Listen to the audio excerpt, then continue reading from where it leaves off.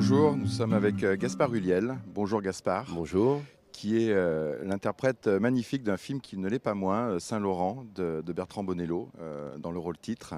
Je trouve l'interprétation, enfin votre interprétation remarquable parce qu'il n'y a rien de forcé, il n'y a pas de recherche de mimétisme, de performance. C'est extrêmement subtil, presque invisible et ça demande néanmoins, j'imagine, beaucoup de travail. Est-ce que vous pouvez nous parler de la préparation, les discussions que vous avez pu avoir avec Bertrand Bonello au sujet du rôle du personnage, comment vous l'avez envisagé? Oui, je pense qu'effectivement, le postulat de départ, c'est de se dire qu'on allait forcément s'inscrire dans un exercice qui est parfois, enfin, qui comporte évidemment plein de pièges et qu'on essayait de détourner à notre faveur. Et je pense qu'effectivement, me concernant, l'idée, c'était d'entrer dans ce personnage par le bas, je dirais, d'une manière sentie et vraie, plus que justement d'essayer de reproduire certaines choses, de rentrer dans un mimétisme et dans une idée de ressemblance. C'était pas du tout le but. Et Bertrand, très rapidement, me l'a dit, on en a discuté. Il me disait que lui, ce qui l'intéressait aussi, quand il choisit un acteur, c'est de filmer cet acteur. Donc il me dit, j'ai autant envie de retrouver de toi dans ce personnage que de Yves. Je filme aussi l'acteur Gaspard Ulliel. Et c'est vrai que voilà, l'idée, c'était justement effectivement, à travers un travail assez élaboré de préparation, de documentation, de me nourrir un maximum de tout ce qui était à ma disposition pour essayer de tout connaître de ce personnage et de cet homme, et d'ensuite complètement m'en détacher, de prendre une vraie distance avec ça pour justement juste m'en inspirer, me l'approprier et trouver un espace au sein de toutes ces contraintes, un vrai espace de liberté par lequel je pouvais essayer de recréer un Yves Saint-Laurent qui serait le mien et justement où l'émotion pouvait circuler. Est-ce que vous pouvez nous parler de la façon de travailler de Bertrand Bonello sur le tournage? Comment vous avez vécu ce tournage par rapport à d'autres expériences cinématographiques?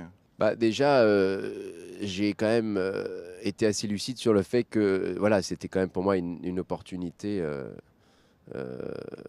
qu'on ne m'avait jamais offert auparavant, un rôle d'une riche complexité et surtout, je pense, une étape importante dans mon travail. Et, euh, et donc, il y a eu un vrai travail avec Bertrand qui, pour moi, est plus un travail d'accompagnement que de direction. C'est-à-dire que j'avais le sentiment qu'on arrivait sur le plateau en se tenant la main et sans trop vraiment savoir quel serait le point final de cette journée. Mais voilà, c'était vraiment un travail en équipe d'accompagnement. Et c'est assez difficile de parler du travail de Bertrand sur le plateau parce que c'est un travail qui est vraiment organique, qui se rationalise pas et qui, à mon avis, voilà, un des déterminants de sa mise en scène, c'est la grâce et l'émotion naissante entre les acteurs.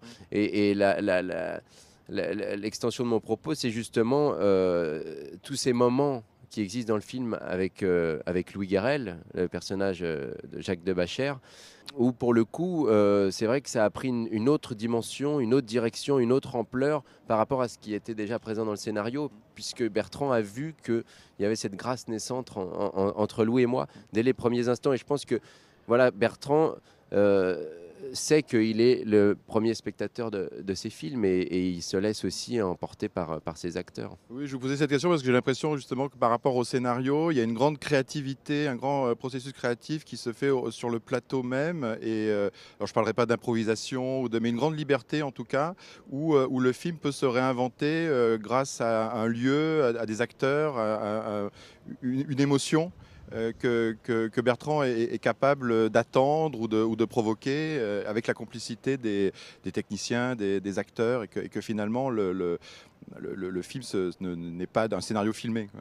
Tout à fait, moi je l'ai surpris plusieurs fois, bouleverser complètement sa perception d'une séquence, enfin son idée d'une scène et même sa mise en scène, c'est-à-dire qu'il réadaptait sans cesse sa mise en scène. Et c'est ce que je trouve brillant dans ce film, c'est que ce film est riche d'une mise en scène qui est à l'image de l'état mental du personnage, c'est-à-dire que voilà, tout se diffracte, se dilate, tout explose et la mise en scène va dans ce sens-là. Et je crois que c'est vous qui aviez dit qu'on part du documentaire pour arriver à l'opéra. Bertrand adore cette phrase et c'est vrai que c'est très juste. J'ai revu le film hier et il y a cet aspect documentaire au début avec quelque chose de plus strict, rigoureux, un peu redondant et d'un coup le film se déploie complètement vers quelque chose de volontiers abstrait. Vous êtes évidemment au cœur du film, on est même souvent à l'intérieur de votre tête, quoi. Il y a quelque chose dans la psyché d'un créateur, mais il y a une alchimie extraordinaire entre Jacques Debacher et Yves Saint-Laurent, mais enfin, entre vous et Louis Garrel. Vous le connaissiez, mais je crois que vous n'aviez jamais travaillé ensemble. Comment ça s'est passé Non, jamais, jamais. On se connaissait sans vraiment se connaître, hein. On se croisait plus.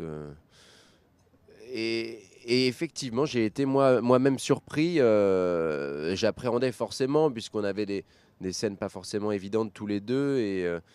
Et puis pour moi, ça représentait vraiment l'être aimé, hein, dans le parcours de mon personnage. Et je sais pas, c'est difficile de mettre des mots là-dessus, mais quelque chose s'est produit instantanément dès les premières séquences. Après, il faut dire que ça arrivait à un moment clé dans le tournage où on sortait de toute une première semaine de tournage, ou voire même 2 semaines, dans des scènes d'atelier, dans Vous le avez décor respecté d'un la atelier. chronologie ou pas Non, sauf non, puisqu'on a commencé avec des scènes d'atelier qui sont disséminées un peu partout Ouais. dans le film, mais il y avait quelque chose d'assez redondant, assez une espèce de faux rythme avec ces scènes d'atelier, et je pense que voilà, le film a pris une autre dimension à partir du moment où on est sorti de l'atelier et où on a attaqué d'autres séquences de vie plus intimes, et notamment les scènes avec Louis qui arrivaient à ce moment-là du tournage, et où là, voilà, là, on a vraiment pris confiance avec Bertrand en ce qu'on faisait, et on s'est aperçu qu'on amenait le film autre part.